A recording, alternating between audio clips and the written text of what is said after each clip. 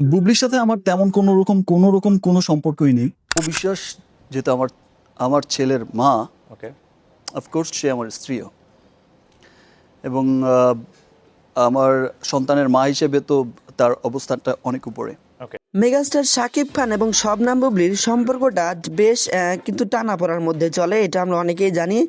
আমরা অনেকে একটা বিষয় এখন ইতিমধ্যে ক্লিয়ার হয়ে গেছি, মেগাস্টার শাকিব খান দ্বিতীয় সন্তানের বাবা হচ্ছে বলে মিডিয়ার লোকজন বা অনেকেই ধারণা করতেছে, কারণ শবনম বুবলির পেটে দ্বিতীয় বাচ্চা এসে গেছে। তবে এখানে কথা হচ্ছে, মেগাস্টার শাকিব খান কিন্তু কিছুদিন আগেই একটা নিউজে বলেছিলেন শবনম বুবলির সাথে তার কোনো রকম কোনো সম্পর্কই নেই।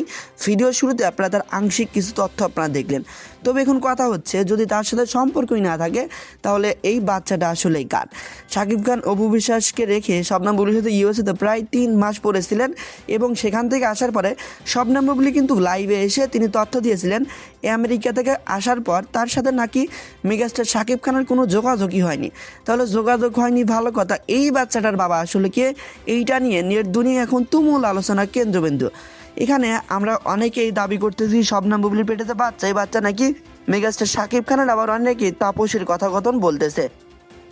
অপু বিশ্বাসের যে প্রথম বাচ্চা রয়েছে আব্রাহিম খান জয়, সেটার দেখাশোনা শাকিব খান করেন, এবং দ্বিতীয় বউয়ের যে বাচ্চা শেহজাদ খান বীর, দুইটার দেখাশোনাই করেন, সেটা সমস্যা নেই।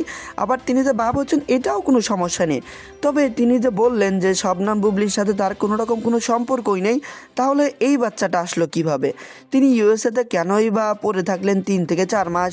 এইসব প্রশ্ন নিয়ে নেটিজেনদের মনে হাজারো যুক্তি কিন্তু তর্কের কিন্তু অভাব নেই। এই বিষয় নিয়ে অপু বিশ্বাস কিছু কথোপকথন বলেছেন লাইভে, আবার শবনম বুবলি কিন্তু কিছু কথোপকথন বলেননি এখনও। মিডিয়ার লোকজন যখন তার সাথে যোগাযোগ করতে যায় তাও কিন্তু কথোপকথন বলেননি। শুরুটা হয় এখান থেকে, এই যে গাজীপুর একটা প্রোগ্রামে তিনি স্টেজ শো করতে গিয়েছিলেন, সেখান থেকে দ্বিতীয় বাচ্চার ইস্যুটা চলে আসে। তো এই বিষয়ে আপনার কোনো ধারণা থাকলে জানাতে পারেন অবশ্যই।